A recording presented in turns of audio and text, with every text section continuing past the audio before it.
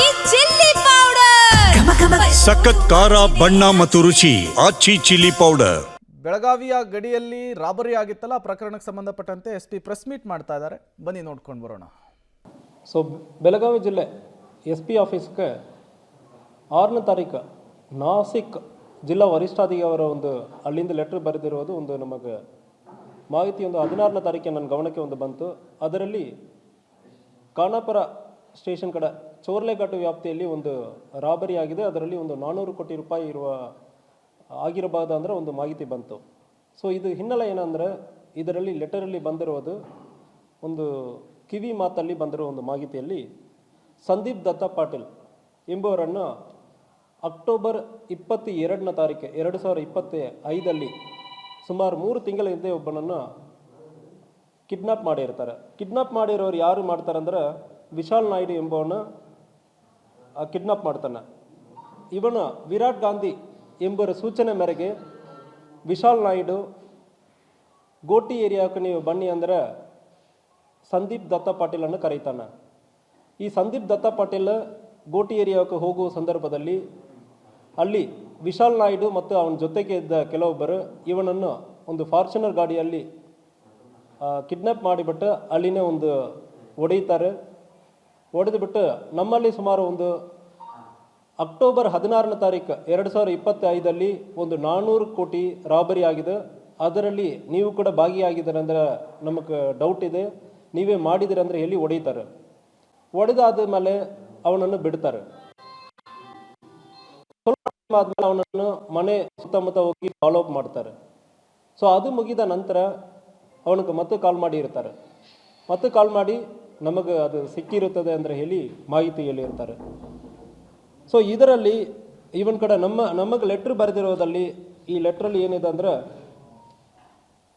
ಈ ಕಿಡ್ನಾಪಕ್ಕೆ ಕಾರಣ ಇವನು ಒಂದು 400 ಕೋಟಿ ರೂಪಾಯಿ ರಾಬರಿ ಮಾಡಿರೋದಲ್ಲಿ ಭಾಗಿಯಾಗಿರೋದಾಗಿ ನಮಗೆ ಬಂದಿದೆ ಅಂತ ಪೊಲೀಸರು ನಮಗೆ ಲೆಟ್ರನ್ನು ಬರೆದಿರ್ತಾರೆ. ಇದು ಚೋರ್ಲೆಘಾಟ್ ಅಂದರೆ ಬರೀತಾರೆ. ಇದರಲ್ಲಿ ಇದು ಬಿಟ್ಟು ಮಾಹಿತಿ ಯಾವುದೂ ಇಲ್ಲ. ಈ ಲೆಟ್ರ್ ಬಂದಾದ ನಂತರ ನಾವು ಇಲ್ಲಿಂದ ಒಂದು ನಮ್ಮ ಸಬ್ ಇನ್ಸ್ಪೆಕ್ಟರ್ ಮತ್ತು ಒಂದು 3 ಜನ ಮರಾಠಿ ಬರೋವರನ್ನು ನಾಸಿಕ್ ಜಿಲ್ಲೆಗೆ ಕಳಿಸಿದ್ದೀವಿ. 21ನೇ ತಾರೀಕು ಅಲ್ಲಿ ಹೋಗಿ ರೀಚ್ ಆಗಿರೋರು ಅಲ್ಲಿ ನಾಸಿಕ್ ಜಿಲ್ಲೆಯಲ್ಲಿ ಇರುವ ಪೊಲೀಸ್ ವರಿಷ್ಠಾಧಿಕಾರಿ ಮತ್ತು SIT ಟೀಮನ್ನು ಕೂಡ ಒಂದು ಇತ್ತೀಚೆಗೆ ಫಾರ್ಮ್ ಮಾಡಿರೋದು ಕಂಡು ಬಂದಿರುತ್ತದೆ. ಅವ್ರ ಕಡೆ ಮಾತಾಡೋ ಸಂದರ್ಭದಲ್ಲಿ ಅಕ್ಯೂಸ್ಡ್ ಯಾರ್ಯಾರು ಕಿಡ್ನಾಪ್ ಮಾಡಿದಾರೋ ಅವರ ಕಡೆ ನಮಗೆ ಮಾತಾಡೋದಕ್ಕೆ ಅವಕಾಶ ಸಿಕ್ಕಿಲ್ಲ. ಆಲ್ರೆಡಿ SIT ಟೀಮ್ ವಿಚಾರಣೆ ನಡೀತಾ ಇದೆ. ಆ ಇಂಟ್ರಾಗೇಷನ್ ಅಫೆಕ್ಟ್ ಆಗುತ್ತೆ ಅಂದರೆ ಹೇಳಿಬಿಟ್ಟು ನಮಗೆ ಅವ್ರ ಜೊತೆ ಯಾರು ಕಿಡ್ನಾಪ್ ಮಾಡಿದಾರೋ ಅವ್ರ ಜೊತೆ ಮಾತಾಡೋಕ್ಕೆ ಅವಕಾಶ ಇಲ್ಲ ಅಂತ ಹೇಳಿದ್ದಾರೆ. ನಾವು ಮಾತಾಡಿರೋದು ಸಂದೀಪ್ ದತ್ತ ಪಾಟೀಲ್ ಜೊತೆ ನಮ್ಮ ಪೊಲೀಸ್ ಅವರು ಹೋಗಿ ವಿಚಾರಣೆ ಮಾಡಿದ್ದಾರೆ ಮತ್ತು ಮಾತಾಡಿದ್ದಾರೆ. ಅವನು ಹೇಳೋದು, ಸರ್ ನನ್ನ ಕಿಡ್ನಾಪ್ ಮಾಡಿರೋರು ನನ್ನ ಕಡೆ ಹೇಳಿದ್ದಾರೆ, ಇಂಥಾಗ ಒಂದು 400 crore ರಾಬರಿ ಆಗಿದೆ ಅಂದರೆ ಹೇಳಿದ್ದಾರೆ ಅಂತ ಹೇಳಿರೋದು. ಅವನು ಯಾವುದೂ ನೋಡಿಲ್ಲ. ನೋಡಿರೋರು ಪ್ರಾಬಬ್ಲಿ ಈ 4 ಜನ ಇಲ್ಲ. ಈ 4 ಜನವನ್ನು ಟೀಮ್ ಕಟ್ಟಿ ಇದು ಮಾಡಿರೋದು ವಿರಾಟ್ ಗಾಂಧಿ ಎಂಬವನು. ಇವರಲ್ಲಿ ಯಾರೋ ಒಬ್ಬರಕ್ಕೆ ಗೊತ್ತಿರಬೇಕು. ಅವರ ಬಗ್ಗೆ ಆಲ್ರೆಡಿ SIT ವಿಚಾರಣೆ ನಡೀತಾ ಇದೆ, ನಮಗೆ ಅವಕಾಶ ಸಿಕ್ಕಿಲ್ಲ. ಇದ್ರ ಬಗ್ಗೆ ನಾವು ನಿಮ್ಮ ಕೋಆಪರೇಷನ್ ಅಡಿಷ್ನಲ್ ಇನ್ಫಾರ್ಮೇಷನ್ ಯಾವುದೇ ಇದೆ ಅಂದರೆ ಕೊಡಿ ಅಂದರೆ ನಾವು ಮಾಹಿತಿಯನ್ನು ಕೂಡ ಲೆಟ್ರನ್ನು ಕೂಡ ನಾವು ಬರೆದಿದ್ದೀವಿ. ಆಲ್ರೆಡಿ ಪರ್ಸ್ನಲಾಗಿ ಹೋಗಿ ಭೇಟಿ ಮಾಡಿದ್ದಾರೆ, ನಮ್ಮ ಸಬ್ ಇನ್ಸ್ಪೆಕ್ಟರ್ ಪರ್ಸ್ನಲಾಗಿ ಭೇಟಿ ಮಾಡಿದ್ದಾರೆ. ನಾನು ಕೂಡ ಈಗ ಲೆಟ್ರನ್ನು ಬರೆದಿದ್ದೀನಿ. ವಿಚಾರಣೆಯಲ್ಲಿ ಮಹಾರಾಷ್ಟ್ರ ಪೊಲೀಸ್ಗೆ ನಾವು ಸಂಪೂರ್ಣವಾಗಿ ಸಹಕಾರ ಕೊಡುವುದಕ್ಕೆ ರೆಡಿ ಇರ್ತೀವಿ. ಒಂದು ವೇಳೆ ಅಫೆನ್ಸ್ ಇಲ್ಲಿ ಆಗಿರೋ ಸಂದರ್ಭದಲ್ಲಿ ಯಾರು ಬಂದು ಕಂಪ್ಲೇಂಟ್ ಕೊಡ್ತಾರೆ ಅಂದರೆ ನಾವು FIR ತೊಗೊಳ್ಳೋದಕ್ಕೆ ರೆಡಿ ಇರ್ತೀವಿ.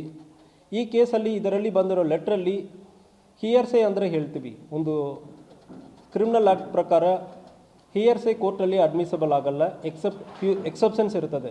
ಅದೇ ಬಿಟ್ಟು ಯಾರೇ ಒಬ್ಬರು ಒಂದು ಘಟನೆಯನ್ನು ನೋಡಿರೋರು ಮಾತ್ರ ಕಂಪ್ಲೇಂಟ್ ಕೊಡೋದಕ್ಕೆ ಅವಕಾಶ ಇರ್ತದೆ.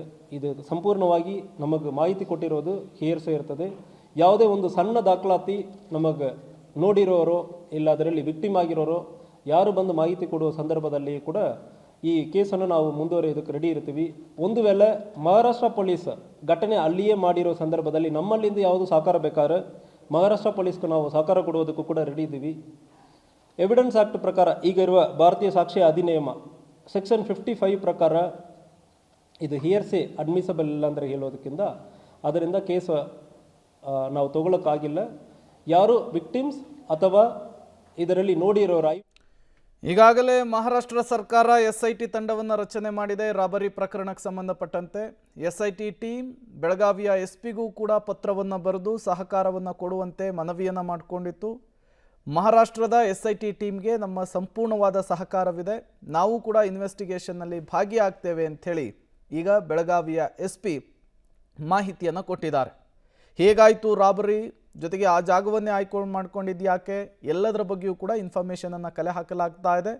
ಫರ್ದರ್ ಇನ್ಫಾರ್ಮೇಷನನ್ನು ಇನ್ವೆಸ್ಟಿಗೇಷನ್ ನಂತರ ಹಂಚ್ಕೊಳ್ಳೋದಾಗಿಯೂ ಕೂಡ SP ತಿಳಿಸಿದ್ದಾರೆ.